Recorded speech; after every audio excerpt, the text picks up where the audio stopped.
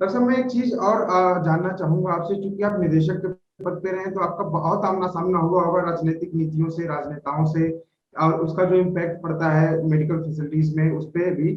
तो आप चूंकि उत्तर प्रदेश से हैं, तो उत्तर प्रदेश के मुख्यमंत्री को लेकर के तमाम तरीके की बातें की गई। मैं सवाल इसलिए कर रहा हूँ क्योंकि सबसे ज्यादा मीडिया में जो सुर्खियों में रहते हैं वो योगी आदित्यनाथ रहते हैं इस पूरे कोविड के दौरान।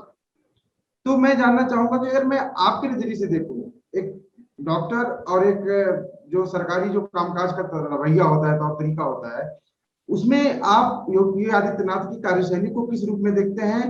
क्या आप समझ पा रहे हैं, को अच्छा कर पा रहे हैं, उनको समझ भी है इन चीजों की, या वो जैसा उन पर टिप्पणी किया जाता है कि बिना पढ़े लिखे, कम पढ़े लिखे लोग जाकर के ऐसे पदों पर बैठ गए जिस वजह से यह व्यवस्था फैल रही है? तो कितनी सच्चाई इसमें देख पाते हैं आप? देखिए, वो पढ़ाई लिखाई का कॉमन सेंस से वैसे भी कोई रिलेशनशिप नहीं होती है। हमारी माँ तो पढ़ी लिखी नहीं थी, उसने हमको पाला और स्वस्थ रख के पाला, हमें कोई दिक्कत नहीं हुई। हम 8 भाई बहन थे, 8 को पाला, सीमित साधनों में पाला।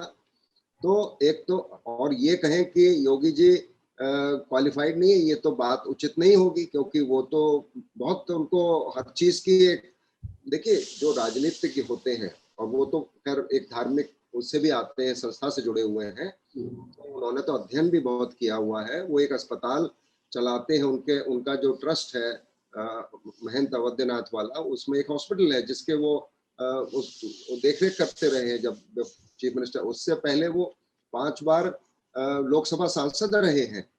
सन 98 से या कब से वो उनका चुनाव होता रहा है। और उनके साथ मुझे कई बार लोकसभा टीवी पे चर्चा में शामिल होने का मौका मिला, जो चर्चा होती थी जापानीज एनकेफेलाइटिस पे, जो ईस्टर्न यूपी में गोरखपुर और उस बिहार लगे हुए बिहार में ये बीमारी होती है गर्मियों में, और उसमें बहुत बच्चों की जान जाती थी।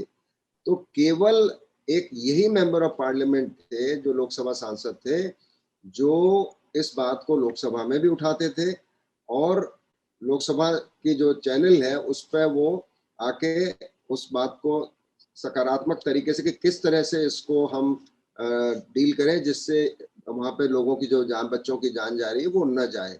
तो मैंने उनको बहुत सुलझा हुआ, एक बड़ा परिपक्व, और आज की बात नहीं कह रहा, ये बात होगी कोई, मुझे एम्स छोड़े हुए 4 साल हो गए, और उससे पहले की बात है, समझ लीजिए आप 5-7 साल हो गए होंगे। और खूब मुझे ध्यान है, तो मैंने कई बार उनके साथ चर्चा में शामिल रहा, और बहुत मुझे उनमें दूरदर्शिता नजर आई उस समय भी। और आज आप देखिए कि जापानीज एनकेफेलाइटिस पे जो रोक लगी है ईस्टर्न यूपी में, वो उनके प्रयत्नों से लगी है। और जिस तरह से अभी भी आपने देखा, पहली वेव में यूपी सर्वश्रेष्ठ माना गया है स्टेट, जिसने 22 करोड़ या 25 करोड़ जो भी यूपी की जनसंख्या है उसके हिसाब से संक्रमण की संख्या देखिए, वहां पे मृत्यु की संख्या देखिए आप वहां पे, और किस तरह से उन्होंने कोविड को पूरा प्लानिंग करके, मैनेज करके, पूरा जो प्रशासनिक ढांचे को यूज करके इतने अच्छे से किया कि आज आप देखिए अप्रैल में जब ये संक्रमण एकदम बढ़ रहा था, उनको भी कोविड हो गया। तो थोड़ा सा ये गैप रहा 10-12-15 दिन का, जैसे ही वो ठीक हुए उसके बाद देखिए किस तेजी से फिर से लीडरशिप उन्होंने, और वो मैंने जो ये देखा, मैं बड़ी सराहना करता हूँ उनकी, जिस तरह से उन्होंने, जिससे कहते हैं ना lead from front, he led from front. 11 रात को वीडियो कॉन्फ्रेंस कर रहे हैं सबके साथ बैठ के, सीएमओ के साथ, डिस्ट्रिक्ट मजिस्ट्रेट्स के साथ, सबको एनकरेज कर रहे हैं, अप्रिशिएट कर रहे हैं, डायरेक्शन दे रहे हैं। और उसका आपको रिजल्ट सामने है कि उनके जैसे ही वो वापस एक्शन में आए, आप देखिए संक्रमण भी नीचे जाने लगा, मृत्यु कम हो गई। और सबसे अच्छी बात जो उत्तर प्रदेश की मुझे लगी कि वहां पे उन्होंने जो प्राइवेट हॉस्पिटल्स थे उनमें गवर्नमेंट के पेशेंट मतलब जो खर्चा नहीं कर सकते थे, उनको एडमिट करवाया, उनको भर्ती करवाया, उनके इलाज का खर्चा उत्तर प्रदेश सरकार देगी। तो इतना जो कर रहे हैं, और खाना प्रोवाइड कर रहे हैं लोगों को, किचन बनाए उन्होंने, कम्युनिटी किचन का कंसेप्ट लाया है। इस दौरान गांव-गांव में 1.5 लाख टीम बना के भेजी है, जैसी मेरी जानकारी है, ये दूसरी वेव में। और अब वैक्सीनेशन पे इतना ज्यादा फोकस वो कर रहे हैं, जो अपने में एक सराहनीय। अब 2 गांव की ऐसी रिपोर्ट आई कि वैक्सीनेशन की टीम गई और लोगों ने वैक्सीनेशन नहीं करवाया गांव में। तो आप समझ सकते हैं कि 22-25 करोड़ की आबादी वाले जो बहुत सारे देशों की नहीं है इतनी आबादी, और भारत में मैं समझता हूँ वो सर्वश्रेष्ठ मुख्यमंत्री माने जाएंगे। WHO ने भी उनकी पिछले वर्ष सराहना की थी। कोविड के जो पूरा ओवरऑल मैनेजमेंट था कोविड का, उसको लेके WHO ने उनकी सराहना की है। और उनकी पकड़ स्वास्थ्य पे ही नहीं है, उनकी पकड़ जो एजुकेशन पे भी उनकी पकड़ है, ट्रांसपोर्ट पे भी उनकी पकड़ है, एग्रीकल्चर पे भी उनकी पकड़ है। और उनको आप अगर एयरपोर्ट की बात करें कि भाई यूपी को अच्छे एयरपोर्ट चाहिए, उसके ऊपर वो उनसे बहुत अच्छी पकड़ है। और फिर इसके लिए आपको एक कॉमन सेंस होना और दूरदर्शिता होना बहुत आवश्यक है, जो मैं समझता हूँ उनमें है। मेरा ये अपना मानना है।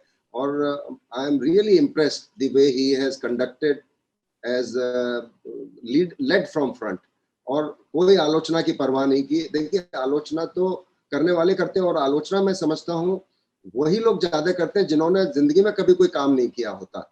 जिन्होंने काम किया होता है उनको पता होता है काम करना क्या होता है, और ये मैंने देखा है। प्रश्न पूछना उचित है, लेकिन प्रश्न भी उचित समय पे उचित प्रश्न पूछना चाहिए।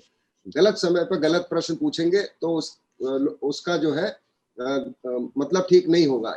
जब ये इतना हम जूझ रहे हैं इस पैंडेमिक से, इसमें प्रत्येक देशवासी का फर्ज बन जाता है कि वो इसमें जुड़े और किस तरह से अपना योगदान दे सकता है वो दे, चाहे छोटी से छोटी तरह से, चाहे बड़े से बड़े तरीके से, जिसकी जितनी सामर्थ्य है। कल मैं एक देख रहा था व्हाट्सएप पे वीडियो, छोटा सा था। गौतम गंभीर एक क्रिकेटर रहे हैं हमारे यहाँ, उन्होंने ईस्ट दिल्ली में एक किचन चलाया हुआ है जो लोगों को खाना खिला रहा है, और अच्छा खाना खिला रहा है, और पूरा बहुत सफाई के साथ।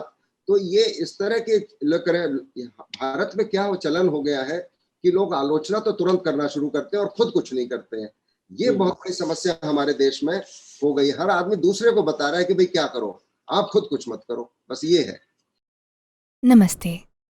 Please remember to subscribe to us and switch on the notifications for this channel. For our other social media links, more content, and to support our work, please visit citti.net. Dhanyavad. Namaskar.